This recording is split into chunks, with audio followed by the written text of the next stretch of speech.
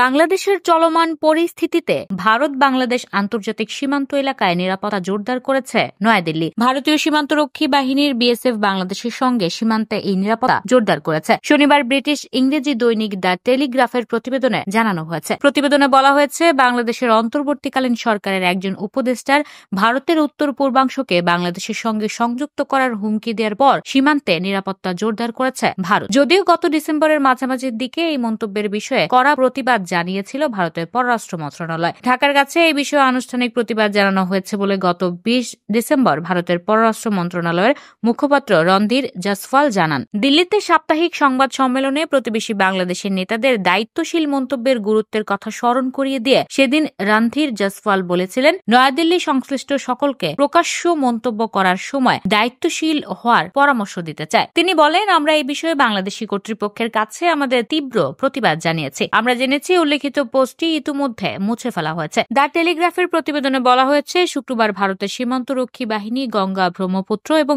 সুন্দরবন সহ বাংলাদেশের সঙ্গে ভারতের সীমান্ত অতিক্রমকারী নদীগুলোতে নতুন ভাসমান সীমান্ত চৌকি তৈরি করেছে। বিএসএফ এর একটি সূত্র বলছে, পানিপথ সবসময় ঝুঁকিপূর্ণ।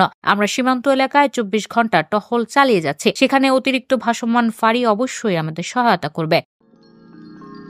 You are watching Raj TV, Jagorone, Bangladesh. Please subscribe our channel.